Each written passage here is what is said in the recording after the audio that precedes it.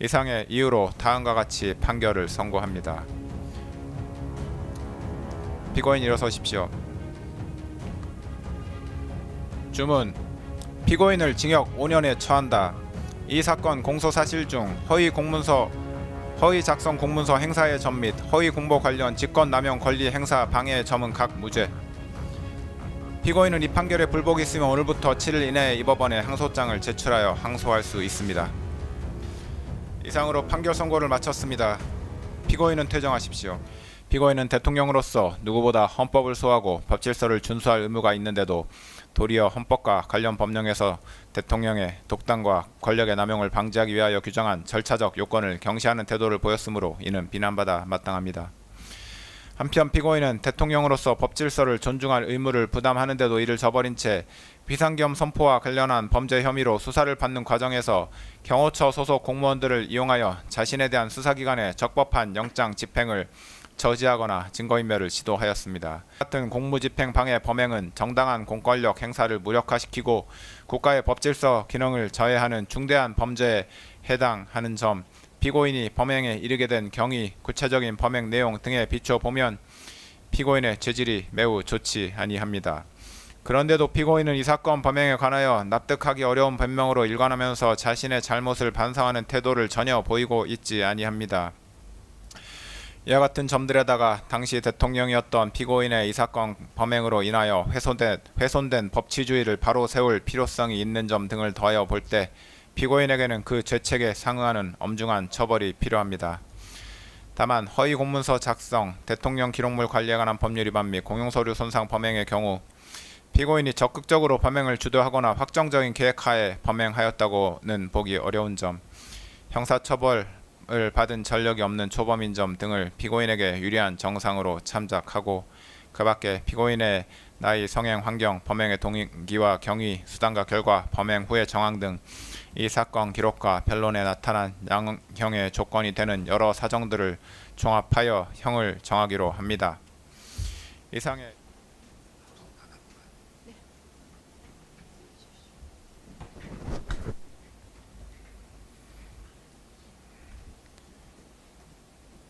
피고인 판결 선고는 피고인이 착석한 상태에서 진행하겠습니다.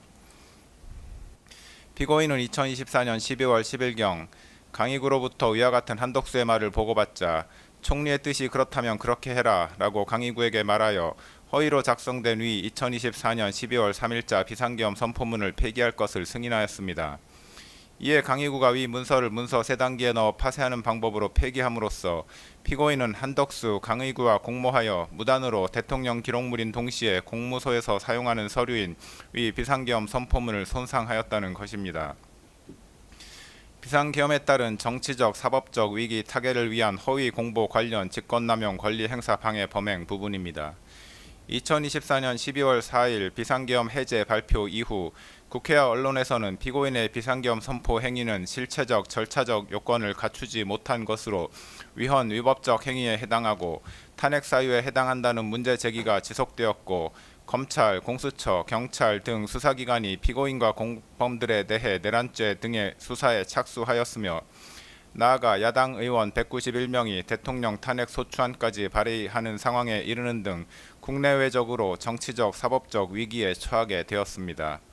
이에 피고인은 홍보수석실 해외 홍보비서관 겸 외신 대변인을 활용해 외신을 상대로 정당한 목적으로 적법한 절차에 따라 비상계엄을 선포하고 시행한 것처럼 거짓 홍보하여 국내외 부정적 여론을 무마하기로 마음먹고 2024년 12월 4일 오후경 해외 홍보비서관 겸 외신 대변인에게 전화하여 국회의원 과반수의 비상계엄 해제 요구 요건을 알고 있었지만 의원들의 국회 출입을 통제하지 않았다. 국회가 동의 여부를 판단할 수 있도록 국회의원의 본회의장 진입을 막지 않았다. 대통령으로서 헌정 파괴 세력으로부터 자유민주주의 헌법 질서를 지키기 위한 액션은 했지만 합헌적 틀 안에서 행동을 취했다. 현재의 국정마비 상황을 일단 타개하고 질서를 회복하기 위한 것이 목표였다. 헌정질서 파괴의 뜻은 추호도 없었다. 라는 내용의 프레스 가이던스 즉 PG를 작성하게 하고 이를 외신들에게 전파하도록 지시하였습니다. 그러나 피고인이 지시한 피지의 내용은 허위의 사실이므로 외신 대변인에게는 피고인의 지시를 따를 의무가 없었는데도 피고인은 대통령실에 대한 지휘 감독 권한을 남용하여 외신 대변인으로 하여금 피고인이 알려준 허위의 사실을 피지로 작성하게 한 후 이를 외신 기자들에게 전달하게 하였고 외교부 부대변인에게도 위 피지를 보내주어 외신 기자들에게 전달하게 하였습니다. 이로써 피고인은 대통령 비서실의 업무를 총괄하고 소속 공무원을 지휘 감독하는 권한을 남용하여 외신 대변인으로 하여금 의무 없는 일을 하게 하였다는 것입니다. 내란 수사 대비 관련 대통령 등의 경호에 관한 법률 위반 교사 범행 부분입니다.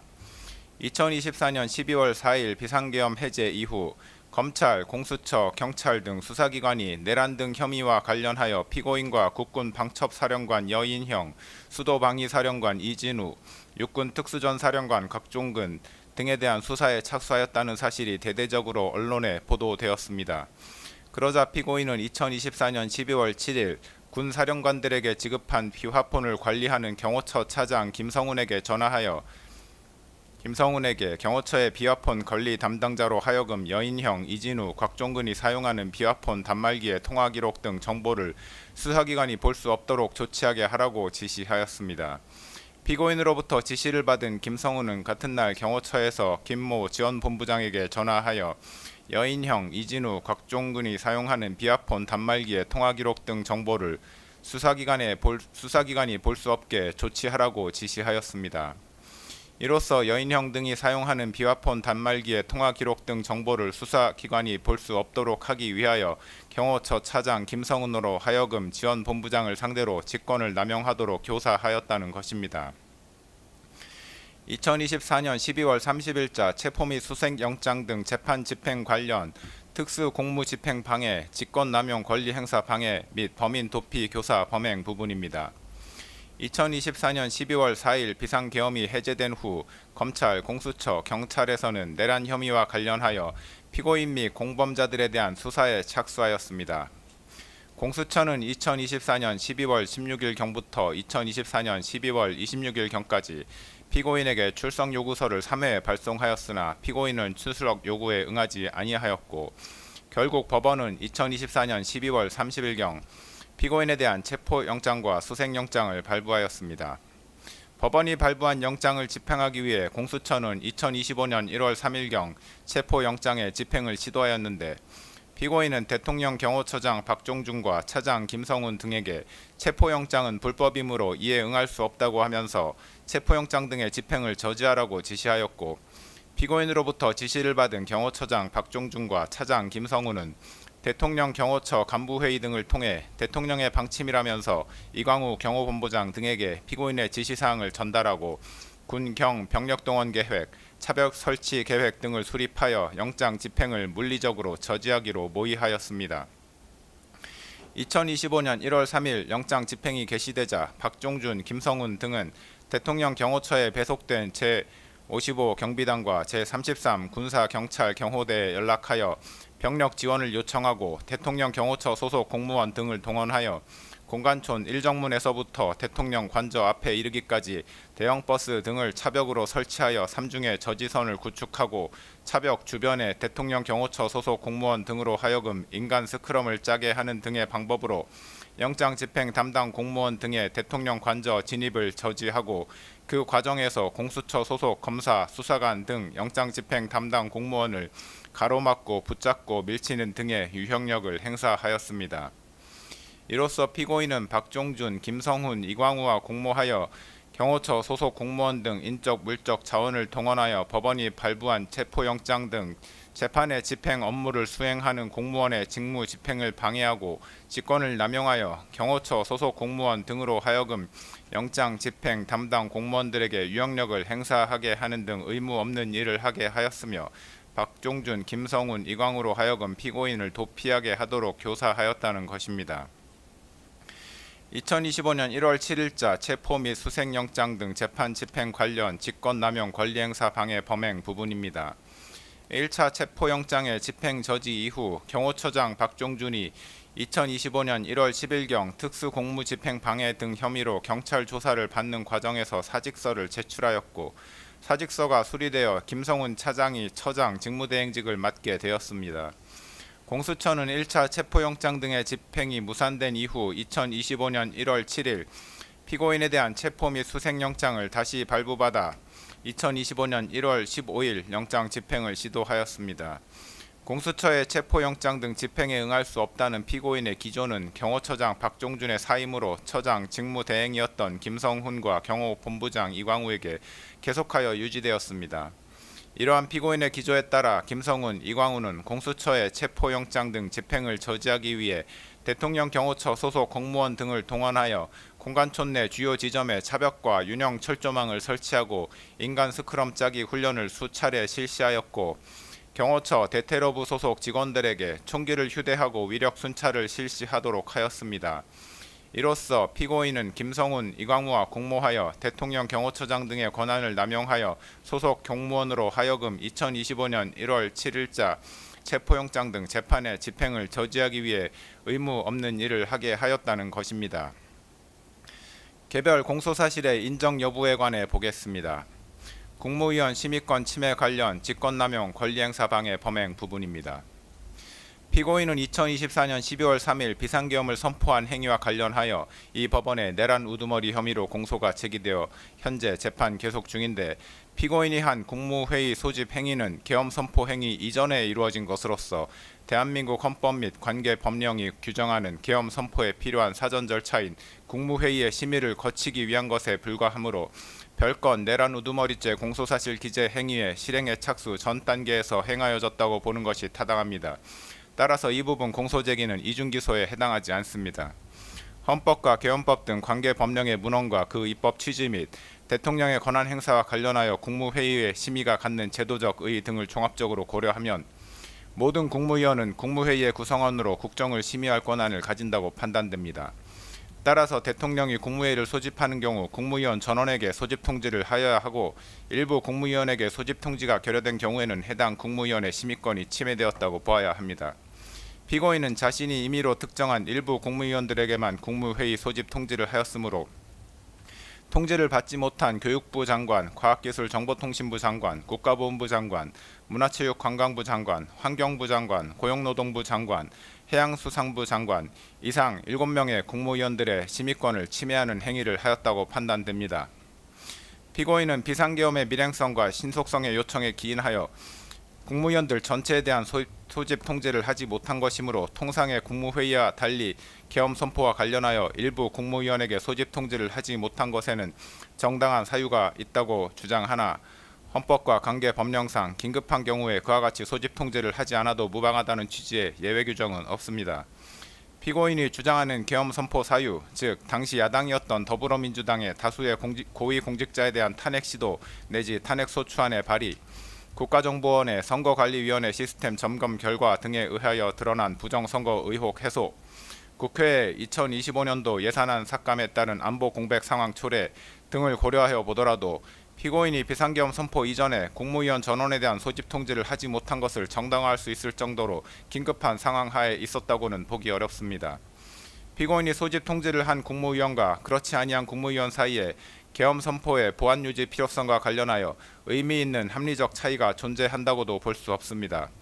피고인은 계엄 선포 당시 국회 통제 등 물리적 조치를 수반하지 아니한 채 단지 국민들에게 국가 안보 위기 상황, 야당에 의한 국정와비 상황 등의 현황 및 심각성을 알리기 위한 목적에 이른바 메시지 계엄을 선포하려고 한 것이었다고도 주장하는데 피고인의 위와 같은 주장에 따르더라도 국무위원 전원에게 소집 통지를 하지 못할 정도로 긴급성과 밀행성이 요구되는 상황이 존재하였다고 보기 어렵습니다. 오히려 비상계엄과 같은 국가 긴급권을 행사할 경우 국가의 각 분야에 있어 비상 상황을 초래할 수 있고 다양한 분야에서 국민의 기본권을 침해할 소지가 있으므로 국가 긴급권 행사의 오남용에 따른 피해를 미연에 방지하기 위해 국정 각 분야의 보좌 및 심의를 담당하고 있는 국무위원 모두에게 국무회의의 소집을 통지할 필요성은 더욱 크다고 할 것입니다. 결국 피고인이 교육부 장관, 과학기술정보통신부 장관 등 7명의 국무위원들에 대한 국무회의 소집 통지를 하지 않아 해당 국무위원들이 국무회의에 참석하지 못하도록 한 행위는 직권을 남용하여 위 각 국무위원의 심의권을 침해한 행위에 해당하고 이에 관한 피고인의 고의 역시 인정된다고 할 것이므로 이 부분 직권남용 권리행사 방해죄는 유죄로 인정됩니다. 다만 피고인이 이와 같이 국무위원 7명에 대하여 국무회의 소집 통지를 하지 않았던 것과 달리 기획부 재정부 장관, 농림축산식품부 장관, 보건복지부 장관, 중소벤처기업부 장관, 국토교통부 장관, 산업통상자원부 장관 이상 6명의 국무위원에게는 대통령실로 오도록 연락함으로써 소집 통지를 하였는데 그중 대통령실에 늦게 도착한 국토교통부 장관과 산업통상자원부 장관은 국무회의에 참석하지 못하였습니다.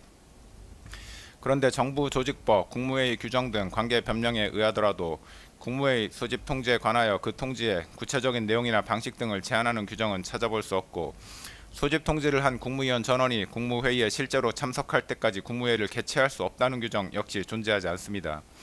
따라서 대통령인 피고인이 국무회의의 안건인 비상겸의 선포가 가지는 긴급성과 보안성을 고려하여 국무위원들에게 국무회의 개최 여부나 안건에 관한 언급 없이 단지 대통령실로 오도록 하는 방식으로 소집 통지를 하였다거나 소집 통지를 한 국무위원들이 모두 도착하기도 전에 의사정족수에 해당하는 국무위원들이 출석한 즉시 국무회의를 개최하였다고 하더라도 미처 출석하지 못한 국무위원들에 대하여 그 심의권을 침해할 고의가 있었다거나 국무회의의 소집 및 개최와 관련하여 관계 변명을 위반하였다고 단정하기 어렵습니다. 그렇다면 이 부분 공소사실 중 국토교통부 장관과 산업통상자원부 장관의 2명에 대한 공소사실은 범죄 증명이 없는 경우에 해당하여 무죄라고 할 것입니다. 다만 이 무죄 부분 공소사실은 그와 상상적 경합 관계에 있는 교육부 장관, 과학기술부, 정보통신부 장관 등 7명의 국무위원에 대한 심의권 침해 관련 각 직권남용 권리 행사 방해죄를 유죄로 인정하는 이상 따로 주문해서 무죄를 선고할 것은 아닙니다. 사후부서 관련 허위 공문서 작성 및 행사, 대통령 기록물 관리에 관한 법률 위반, 공용 서류 손상 범행 부분입니다. 이 부분 공소사실에 기재된 강희구 대통령실 부속실장이 작성한 문서는 비상계엄 선포라는 제목 아래에 2024년 12월 3일 22시 00분 부로 비상계엄을 선포한다는 내용이 기재되어 있고 그 밑에 대통령의 서명, 작성일자 2024년 12월 3일 국무총리와 국방부 장관의 부서로 구성되어 있습니다. 문서의 기재 형식과 내용에 비추어 보면 이 문서는 작성 권한 있는 공무원인 피고인이 서명의 방식으로 결재함으로써 성립된 문서에 해당합니다. 또한 이 문서는 2024년 12월 3일 비상계엄 선포 전에 일부 국무위원들에게 배포되었던 부서문이 첨부되지 않은 비상계엄 선포문과는 별개의 독립된 역할과 성격을 가진 문서로서 비상계엄 선포문과 함께 계엄 선포와 관련하여 작성되는 문서에 해당한다고 판단됩니다. 이러한 문서의 기재 형식과 내용, 과거 비상계엄 선포와 관련하여 작성되었던 문서와의 형식적, 내용적 유사성, 관련자들의 진술 내용 등을 종합하여 보면 강희구 부속실장은 12.3 비상계엄이 헌법 제82조에서 정한 비상계엄 선포를 위한 절차적 요건을 갖추었다는 점을 증명하기 위하여 문서를 기한하였고 피고인 스스로도 이 문서가 비상계엄 선포에 관하여 국무총리와 관계 국무위원회 부서를 받은 문서라는 점을 인식하면서 문서에 서명하였다고 할 것이므로 위 문서는 피고인이 그 직무에 관하여 작성한 공문서라고 보는 것이 타당합니다. 그런데 이 문서는 실제로 2024년 12월 6일에 양식이 작성되어 12월 7일에 피고인의 서명이 이루어졌는데도 불구하고 그 내용은 마치 2024년 12월 3일 작성되어 대통령 및 관계 국무위원회 서명이 이루어진 것처럼 기재되어 있으므로 그 자체만으로도 이미 허위의 공문서에 해당합니다. 또한 이 문서의 내용은 대통령인 피고인이 비상계엄 선포 당일인 2024년 12월 3일 관계 국무위원인 국방부 장관과 국무총리의 부서 및 피고인의 결재를 거쳐 문서로서 계엄을 선포한 것처럼 기재되어 있는데 실제로는 피고인이 계엄을 선포하기 전에 관계 국무위원회 부서가 이루어지지 않았으므로 이 점에서도 이 문서의 내용은 허위입니다. 피고인은 강희구 부속실장이 가져온 위 문서를 보고 서명을 하였고 서명 당시 문서에 기재된 작성 및 결재 일자와 실제 작성 및 결재 일자가 상이하다는 점 및 계엄 선포 전에 관계 국무위원회 부서가 이루어지지 않았는데도 불구하고 위 문서에 마치 계엄 선포 전에 국방부 장관과 국무총리의 부서가 이루어진 것처럼 기재되어 있다는 점을 명확히 인지하면서 문서에 서명하였으므로 허위 공문서 작성죄 고의가 있었다고 충분히 인정됩니다. 또한 피고인은 향후 비상계엄 선포 요건이 문제가 될 경우 등에 대비하여 비상계엄에 관하여 헌법 제82조에서 정한 문서주의 및 부서제도 요건을 갖추었다는 점을 증명하기 위한 문서로 사용할 목적으로 위 문서에 서명하였다고 보이므로 문서를 행사할 목적도 있었다고 인정됩니다. 결국 피고인에 대한 허위 공문서 작성죄 공소사실은 유죄로 인정됩니다. 허위 작성 공문서 행사죄에 관하여 봅니다. 허위 작성 공문서 행사죄가 성립하기 위해서는 허위 공문서를 문서가 허위 작성되었다는 사정을 알지 못하는 사람들도 열람할 수 있게 하는 등 문서에 관한 공공의 신용을 위태롭게 하는 행위가 존재한다고 볼 수 있어야 합니다. 그런데 강희구 부속실장은 2024년 12월 7일 작성한 부서문서에 대한 서명이 완료된 후 이를 자신의 사무실 책상 서랍 안에 보관하였다가 한덕수 국무총리에게서 폐기 요청을 받고서 피고인에게 이를 보고한 후 2024년 12월 10일 폐기하였습니다. 강희구 부속실장은 그동안 이를 다른 사람에게 제시하거나 외부에 공고 내지 제출하는 등의 행위는 하지 않았던 것으로 보입니다. 이러한 사정만으로는 위 문서가 허위 작성되었다는 사정을 알지 못하는 다른 사람들이 해당 문서를 열람할 수 있는 상태에 있었다고는 볼 수 없으므로 문서에 관한 공공의 신용을 위태롭게 하는 행위가 존재하였다고 보기 어렵습니다. 따라서 이 부분 공소사실은 범죄 증명이 없어 무죄라고 판단됩니다. 대통령 기록물 관리에 관한 법률 위반죄 및 공용서류 손상죄 부분입니다. 대통령 기록물 관리에 관한 법률 제2조 제1호는 대통령 기록물을 대통령의 직무 수행과 관련하여 대통령 등의 기관이 생산, 접수하여 보유하고 있는 기록물이라고 정의하고 있습니다. 이 기록물에 해당하기 위해서는 문서, 도서, 대장, 카드, 도면, 시청각물, 전자문서 등 모든 형태의 기록 정보 자료 또는 행정 박물일 것, 대통령의 직무 수행과 관련될 것, 그 생산 또는 접수 주체가 대통령 또는 대통령의 보좌기관, 자문기관 및 경호 업무를 수행하는 기관 또는 대통령직 인수위원회일 것, 생산 또는 접수가 완료되었을 것 이상의 4가지 요건을 갖추어야 합니다. 앞서 본 허위 공문서는 문서 형태로 되어 있고 결재권자는 당시 대통령이었던 피고인이며 12.3 비상계엄이 헌법 제82조에서 정한 비상계엄 선포를 위한 절차적 요건을 갖추었다는 점을 증명하기 위한 목적으로 작성되었으므로 대통령의 직무 수행과 관련하여 작성되었다고 할 것이고 결재권자인 피고인의 결재가 이루어짐으로써 공문서로 성립된 동시에 대통령 기록물로도 생산되었다고 할 것입니다. 따라서 위 문서는 대통령 기록물에 해당합니다. 또한 공용서류 손상죄에서 말하는 공용서류란 공무소에서 사용하는 서류 기타 전자기록을 말하는데 그 해당 여부를 판단함에 있어 문서의 완성 여부, 공문서로서의 효력이 생겼는지 여부나 정식 결재 절차를 거쳤는지 등은 관련이 없습니다. 이 사건에서 문제되는 문서는 공문서로 성립되었으므로 공용서류에 해당하고 문서가 폐기될 무렵 그 문서를 사용할 의사나 목적이 명백히 소멸되었다고 볼 만한 정황을 찾아볼 수 없습니다. 따라서 피고인이 한덕수 국무총리 및 강희구 부속실장과 공모하여 위 문서를 폐기한 행위는 대통령 기록물 관리에 관한 법률 위반죄 및 공용서류 손상죄에 해당한다고 판단됩니다. 이 부분 공소사실은 각 유죄로 인정됩니다. 허위 공보 관련 직권남용 권리행사 방해죄 부분입니다. 피고인이 2024년 12월 4일 하모 해외홍보비서관 겸 외신 대변인에게 전화하여 국회의원 과반수의 비상계엄 해제 요구 요건을 알고 있었지만 의원들의 국회 출입을 통제하지 않았다. 국회가 동의 여부를 판단할 수 있도록 국회의원의 본회의장 진입을 막지 않았다. 대통령으로서 헌정 파괴 세력으로부터 자유민주주의 헌법 질서를 지키기 위한 액션은 했지만 합헌적 틀 안에서 행동을 취했다. 현재 국정화비 상황을 일단 타개하고 질서를 회복하기 위한 것이 목표였다. 헌정질서 파괴의 뜻은 추호도 없었다. 라는 내용의 피지를 작성하게 하고 이를 외신에 전파하도록 지시한 사실 및 이 지시를 받은 해외 홍보 비서관이 그 내용대로 피지를 작성한 후 이를 외신 기자들에게 전달하였고 외교부 부대변인에게도 피지를 보내주어 외신 기자들에게 전달하게 한 사실은 인정됩니다. 정부조직법, 국가공무원법 등 관계 법령의 내용을 종합하여 보면 대통령 비서실 소속 비서관은 대통령의 직무를 보좌하는 자로서 대통령의 명에 따른 지휘 감독을 받는 관계에 있고 이에 따라 직무를 수행할 때 상관인 대통령의 직무상 명령에 대한 복종 의무를 부담합니다. 특별검사는 공소사실에서 대통령 비서실 소속 비서관에게는 사실에 터잡아 업무를 수행하여야 할 의무가 있으므로 대통령이 해외 홍보 비서관에게 허위 내용의 피지를 작성하여 외신에 전달하도록 한 행위는 대통령으로서의 직권을 남용하여 비서관에게 의무 없는 일을 하게 한 것이라고 하였으나 관계법령에 의하더라도 대통령 비서실 소속 비서관이 사실에 터잡아 업무를 수행하여야 할 의무가 있다고 볼 만한 근거 규정은 찾을 수 없고 국민의 알 권리에 관한 헌법 규정 등에 의하더라도 대통령 비서실 소속 비서관의 그러한 의무가 도출된다고는 볼 수 없습니다.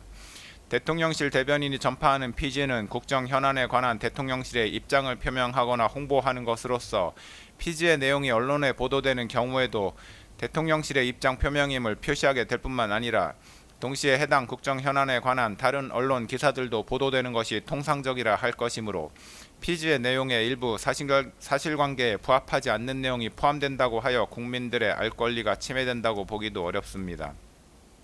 피지를 작성하여 전달하는 행위는 사실관계를 있는 그대로 보도하는 행위와는 분명한 차이가 있습니다. 대통령의 명령에 따라 피지를 작성 및 전파하는 해외 홍보 비서관으로서는 특정 현안에 관한 대통령의 입장을 가능한 한 신속하고 정확하게 작성하여 외신 등에 전달하여야 할 의무를 부담할 뿐, 대통령이 전달을 요청한 입장 내용 중 사실관계에 관한 내용이 있는지 여부를 가려내거나 사실관계와 일치하지 않는 내용이 있는지 여부까지 판단할 권한 또는 의무가 있다고 볼 수 없습니다. 결국 이 사건에서 피고인의 피지 전파 지시를 받은 해외 홍보 비서관에게 피지의 내용이 허위인지 여부를 판단하여 그 내용을 수정하여 전달하거나 전달을 거부할 의무가 있었다고 볼 수 없으므로 이 부분 공소사실은 범죄 증명이 없어 무죄라고 판단됩니다. 내란 수사 대비 관련 대통령 등의 경호에 관한 법률 위반 교사죄 부분입니다. 피고인은 경호처가 이미 제출한 비화폰 통화 목록과 비화폰은 위법하게 수집한 증거에 해당하여 증거 능력이 없다고 주장하므로 이에 관하여 봅니다. 비화폰과 비화폰 통화 목록은 일반인에게 알려지지 아니한 것으로서 그 내용이 누설되면 국가 안전 보장에 명백한 위험을 초래할 우려가 있다는 점에서 군사기밀보호법에서 정하는 군사기밀에 해당함은 분명하고, 피고인이 사용한 비화폰과 피고인의 비화폰 통화 목록은 대통령이 업무와 관련하여 생산한 기록정보, 자료 내지 물품이라고 볼 수 있으므로 대통령 기록물법에서 정하는 대통령 기록물에 해당합니다. 그런데 군사기밀보호법은 수사기관의 군사기밀에 대한 압수수색 검증 자체를 제한하고 있지는 않고 압수된 군사기밀의 사후 처리와 관련된 내용만을 정하고 있을 뿐입니다. 대통령 기록물법 역시 수사기관의 대통령 기록물에 대한 압수수색 검증 자체를 제한하고 있지 않으며 압수된 대통령 기록물의 사후 처리와 관련된 내용도 정하고 있지 않습니다. 그렇다면 수사기관이 적법하게 발부받은 법원의 압수수색 검증 영장에 따라 군사기밀과 대통령 기록물을 압수하는 것이 군사기밀보호법과 대통령 기록물법에 위반된다고 볼 수는 없습니다. 경찰청, 국가수사본부, 비상계엄특별수사단, 이하 경찰특수단이라 합니다.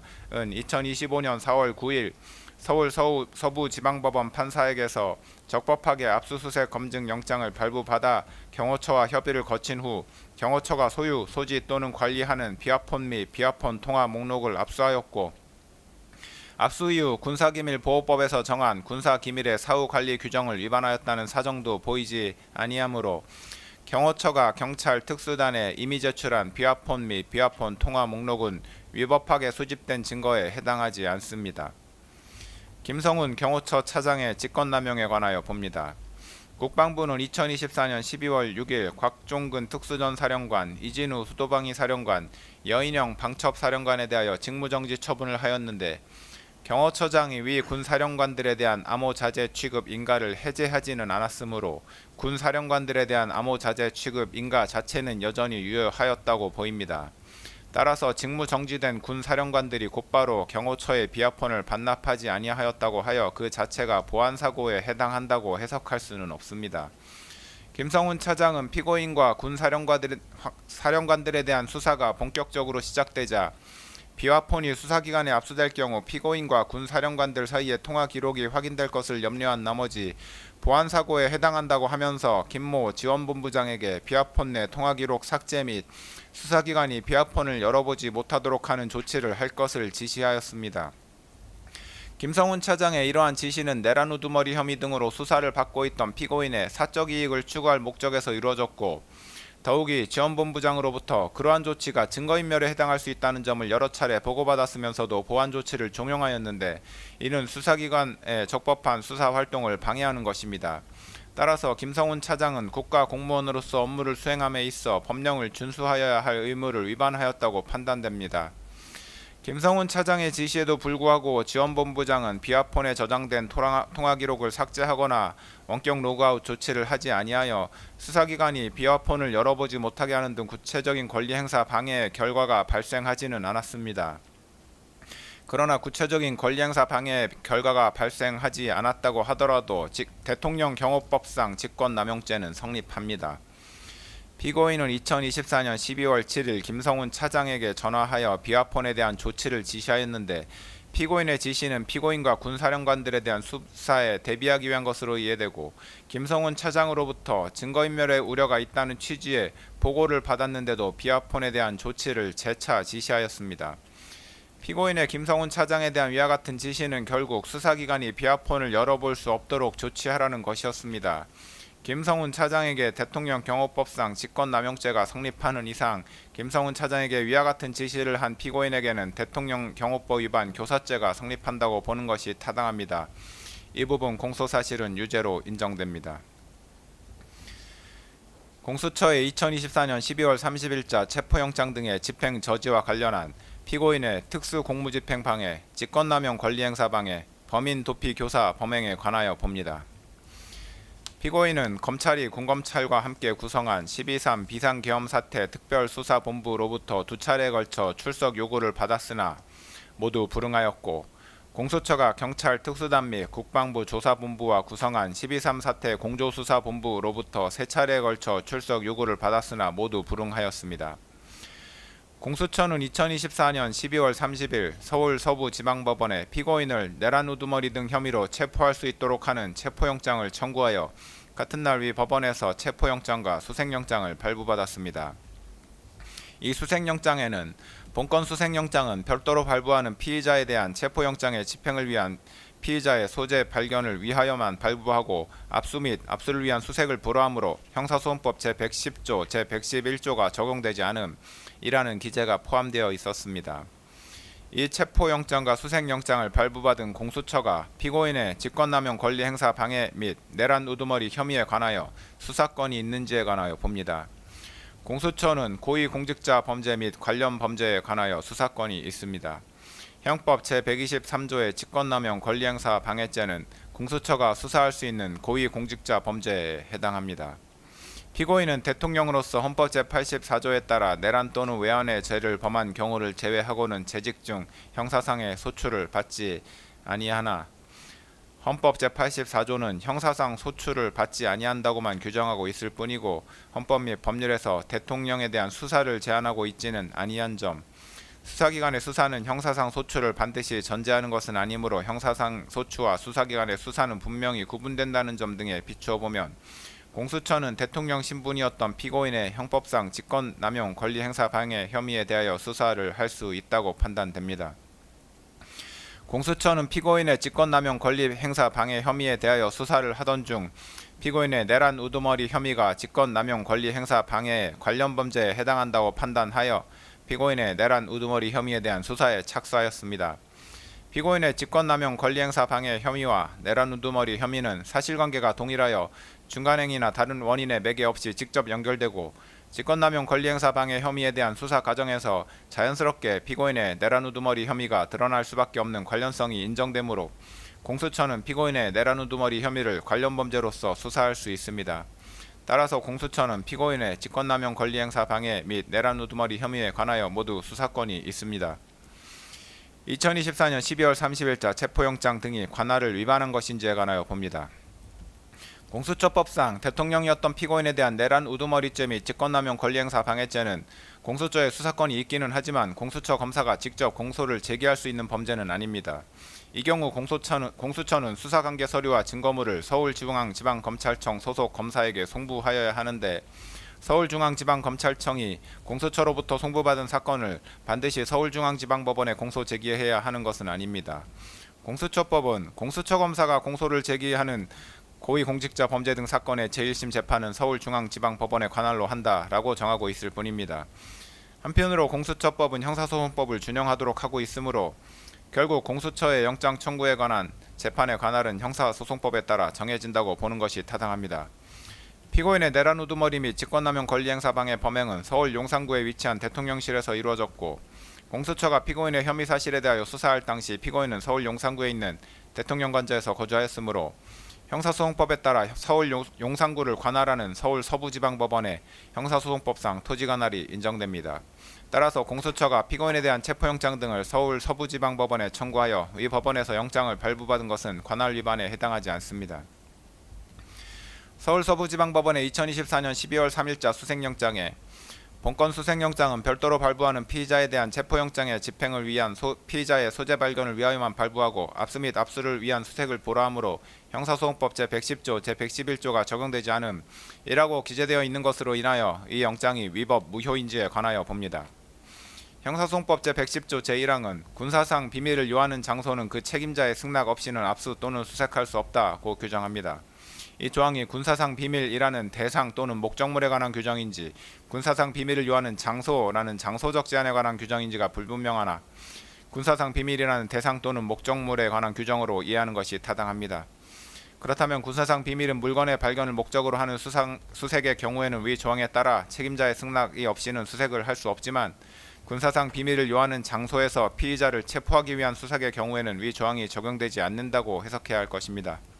나아가 위 조항은 수사기관의 압수 또는 수색과 같은 대물적 강제처분에 관한 것이므로 체포와 같은 대인적 강제처분에 있어서는 적용되지 않음이 분명합니다. 그렇다면 군사상 비밀을 요하는 장소에서 피의자를 체포하기 위한 수색 및 그에 따른 체포에 관하여는 형사소송법 제110조가 적용되지 않으므로 책임자의 승낙이 없었다고 하더라도 위법하다고 볼 수 없습니다. 서울 서부지방법원 영장 담당 판사가 일부 기각 취지를 밝히면서 형사소송법 제110조 제111조가 적용되지 않음이라고 기재하였더라도 이와 같은 내용이 새로운 법률적인 효과를 발생시키는 것은 아닙니다. 그렇다면 설령 형사소송법 제110조가 장소적 제한에 관한 규정에 해당하기 때문에 군사상 비밀을 요하는 장소에서 피의자를 체포하기 위한 수색의 경우에도 책임자의 승낙을 받아야 한다고 해석하더라도 수색영장에 기재된 형사소송법 제110조 111조가 적용되지 않음이라는 내용은 무익적인 기재사항에 불과하다고 보아야 할 것이므로 그 부분을 제외한 나머지 부분에 관하여 수색영장은 여전히 유효하다고 판단됩니다. 결국 이 수색영장은 헌법과 법률 조항에 위배되지 아니하므로 유효한 영장이라고 할 것입니다. 대통령 관저를 포함한 공관촌이 형사소송법 제110조 제1항에서 정하는 군사상 비밀을 요하는 장소임은 분명하고 그 책임자는 박종준 경호처장이었습니다. 박종준 경호처장은 공수처가 2024년 12월 30일자 체포영장 등의 집행을 위하여 2024년 12월 31일과 2025년 1월 1일에 경호처에 협조 요청 공문 및 허가 요청 공문을 보낸 데 대하여 아무런 답변을 하지 않았고 2025년 1월 3일 공수처가 위 체포영장 등을 집행하는 과정에서는 형사소송법 제110조를 이유로 영장 집행에 대한 승낙을 거부하였습니다. 그런데 군사상 비밀을 요하는 장소에서 피의자를 체포하기 위한 수색 및 그에 따른 체포에 관해서는 형사소송법 제110조가 적용되지 않으므로 책임자의 승낙이 없다고 하더라도 체포영장 집행을 위한 수색 및 체포가 위법하다고 볼 수 없습니다.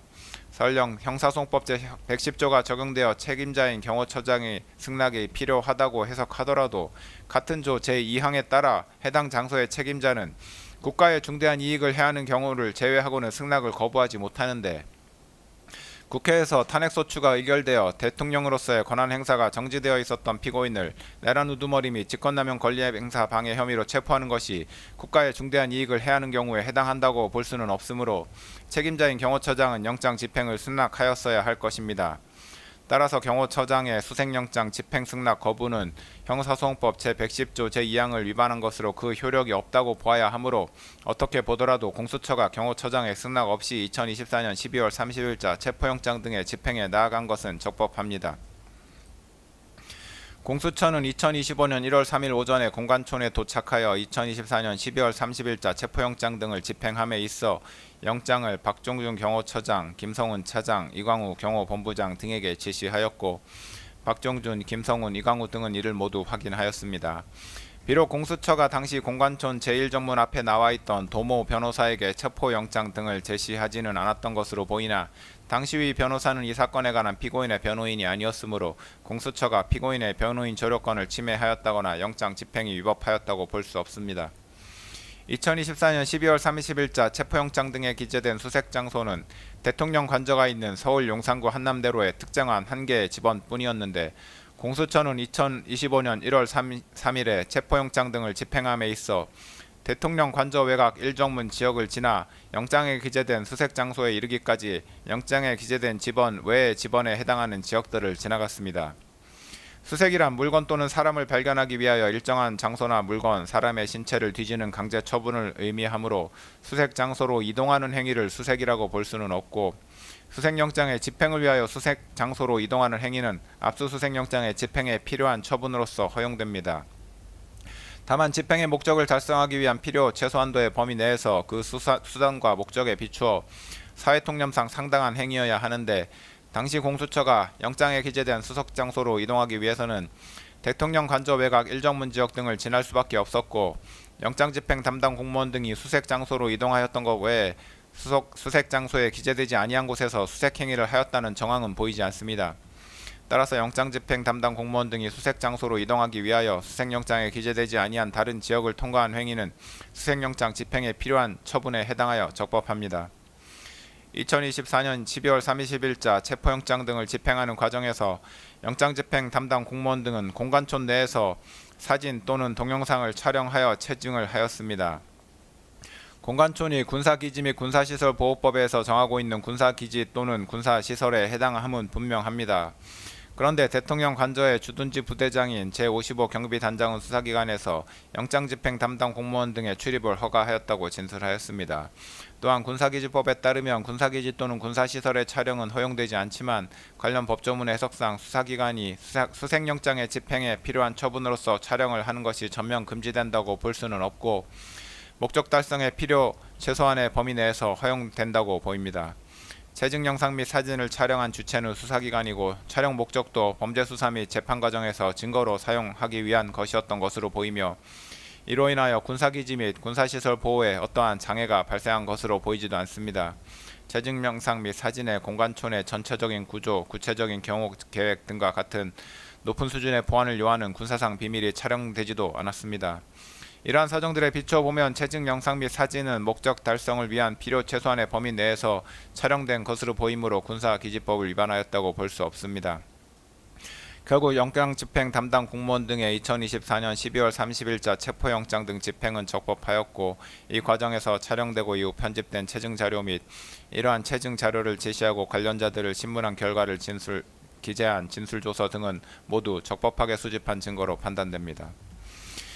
2024년 12월 30일자 체포영장 집행 전에 박종준 경호처장은 김성훈 차장, 경호처 각 본부장, 경찰관리관, 군사관리관 등과 함께 간부회의를 하면서 체포영장 등의 집행에 응할 수 없다는 방침을 밝혔고, 김성훈 차장, 이광우 경호본부장 등과 함께 관저지역 침투에 대비하여 1, 2, 3차에 걸쳐 차벽을 설치한다는 내용의 차벽 설치 계획을 수립하고 차벽을 설치하였으며, 제55 경비단, 제33 군사경찰 경호대 병력을 동원하라는 지시를 하였습니다.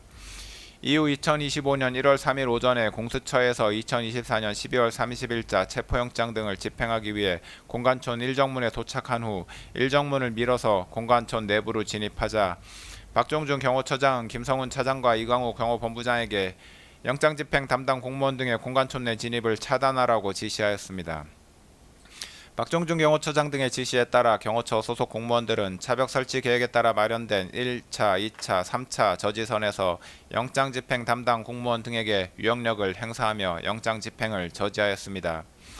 결국 그날 영장 집행에 나아갔던 공수처 검사들과 담당 공무원 등은 영장 집행을 중단하고 복귀하였습니다.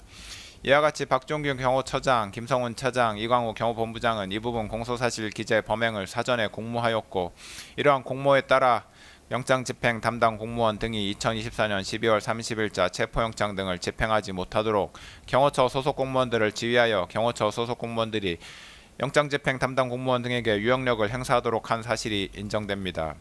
그리하여 박종준 경호처장, 김성훈 차장, 이광우 경호본부장은 공수처의 2024년 12월 30일자 체포영장 등의 집행을 방해하고 직권을 남용하여 경호처 소속 공무원들에게 의무 없는 일을 하게 하였으며, 벌금형 이상의 범죄를 저지른 피고인을 도피하도록 한 것으로 판단됩니다.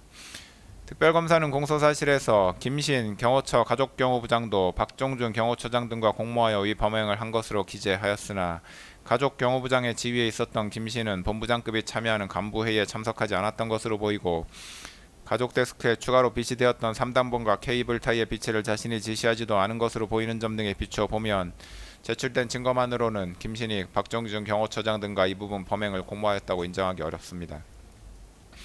피고인은 2024년 12월 3일 비상계엄을 선포하고 그 다음날 비상계엄을 해제한 이후 공수처, 경찰청 국가수사본부, 검찰 등 수사기관이 대통령 관저에 대한 압수수색을 할 것을 염려하여 2024년 12월 8일 국방부 장관 공간에 대한 경찰 특수단의 압수수색영장 집행 당시 김성훈에게 압수수색에 응하지 말라고 지시하고 경찰 특수단 소속 수사관이 국방부 장관 공간에 출입한 사실을 보고받아 알게 되자 박종준 경호처장을 크게 질책하였습니다.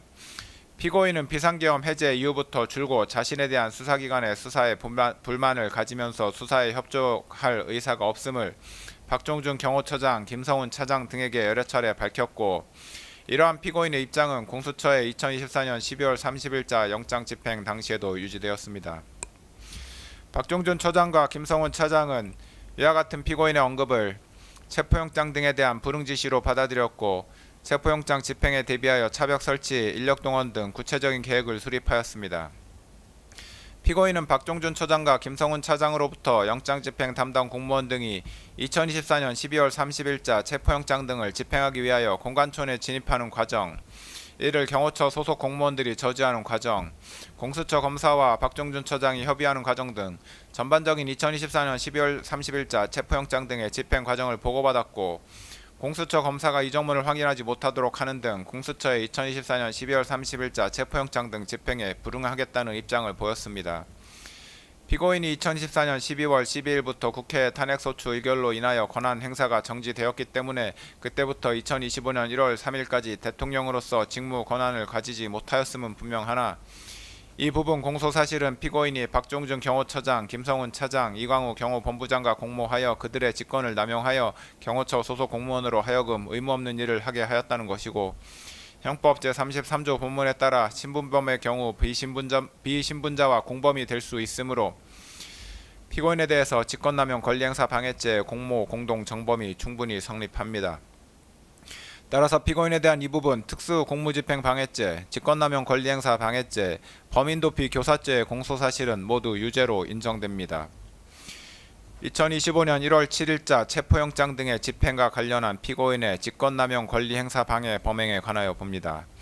공수처는 2024년 12월 30일자 체포영장 등의 유효기간이 만료되자 2025년 1월 6일 서울 서부지방법원에 피고인에 대한 체포 및 수색영장을 다시 청구하여 1월 7일에 이를 발부받았습니다.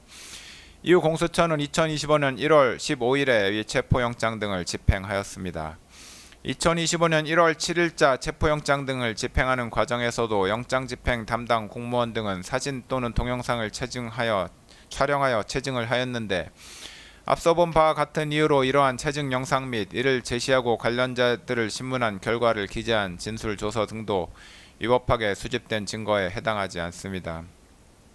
공수처는 2025년 1월 7일자 체포영장을 집행함에 있어서 당시 박종준 경호처장의 사직으로 인하여 경호처장 직무 대리로서 책임자의 지위에 있었던 김성훈 차장의 영장 집행에 관한 승낙을 받지 아니하였고 영장 집행을 위하여 영장에 기재된 수색장소 이외의 지역들을 통과하였는데 앞서 본 바와 같은 이유로 이러한 사정들로 인하여 영장 집행이 위법하였다고 볼 수는 없습니다. 2024년 12월 30일자 체포영장 등의 집행이 저지된 이후에도 박종준 처장, 김성훈 차장, 이광우 경호본부장 등 경호처 지휘부는 영장 집행에 응할 수 없다는 입장을 그대로 유지하였고 박종준이 경호처장에서 사직한 이후 김성훈 차장과 이광우 경호본부장은 경호처 소속 공무원들에게 공수처의 영장 집행에 대해서 더욱 강경한 입장을 피력하면서 영장 집행에 대비하여 차벽 및 윤형 철조망 설치, 인간 스크럼 훈련, 총기 배치와 위력 순찰을 지시하였습니다.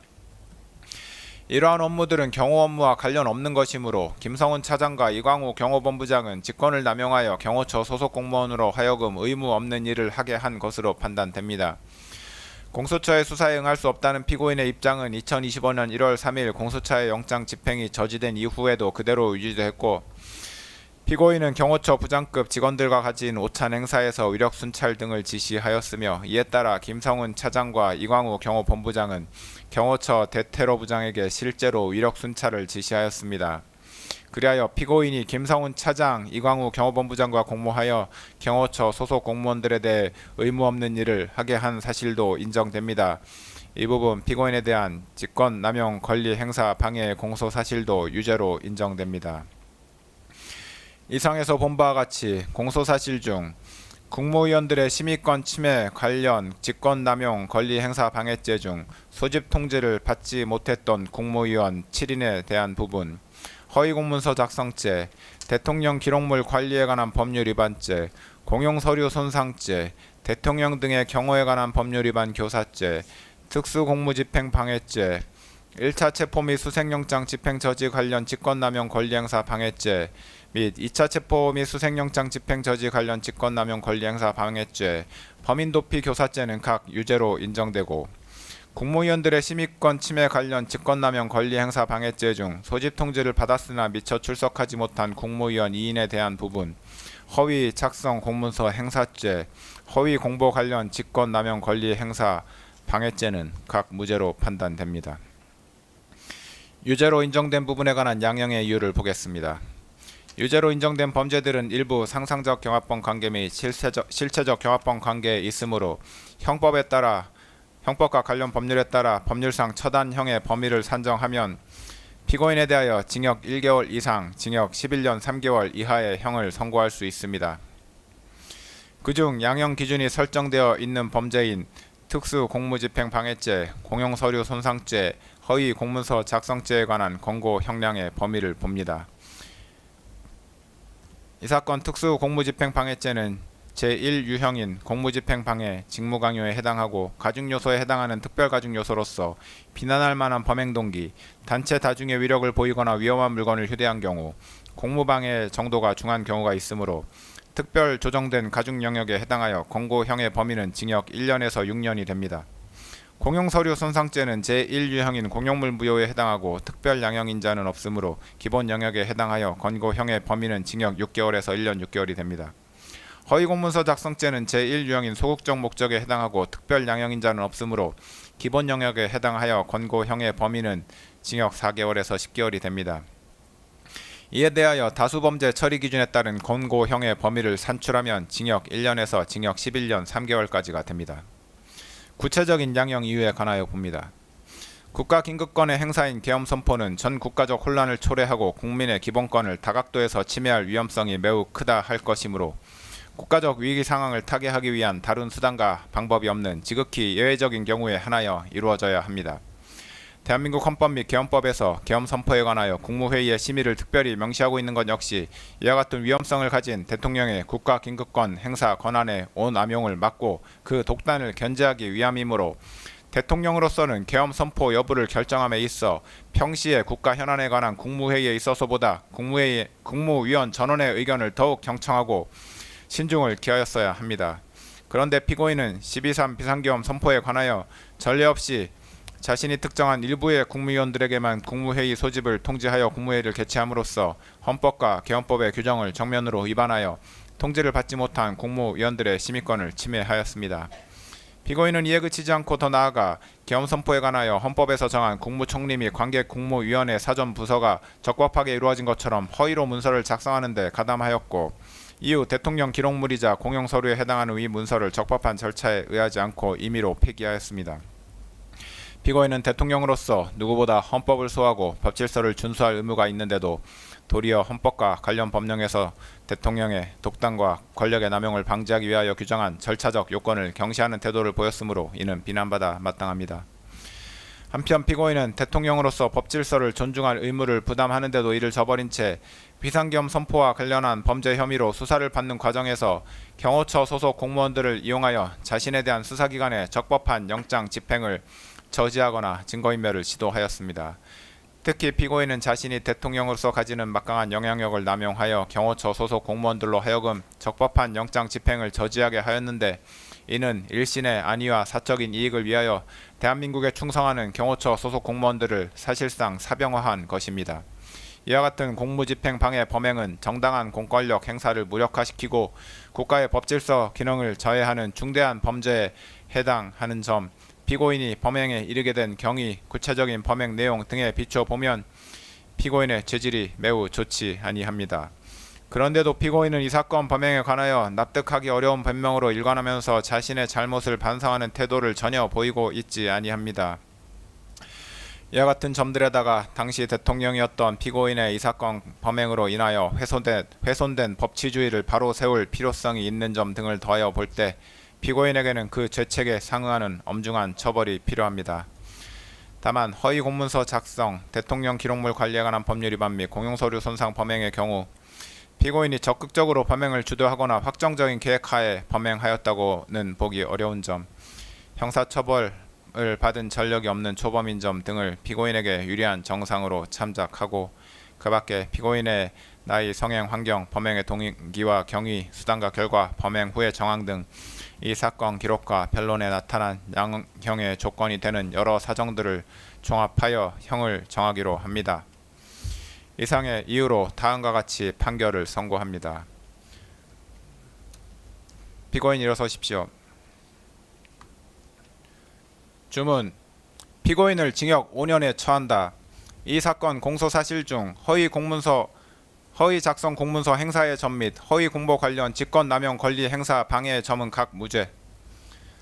피고인은 이 판결에 불복이 있으면 오늘부터 7일 이내에 이 법원에 항소장을 제출하여 항소할 수 있습니다. 이상으로 판결 선고를 마쳤습니다. 피고인은 퇴정하십시오.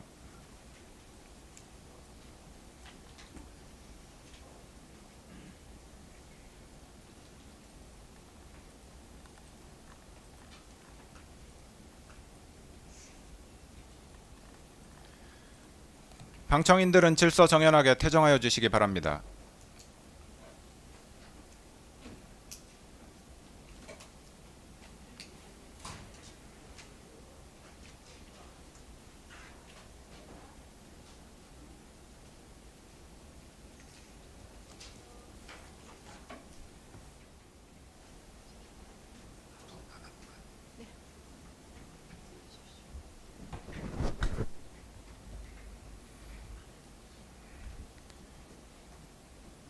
피고인 판결 선고는 피고인이 착석한 상태에서 진행하겠습니다.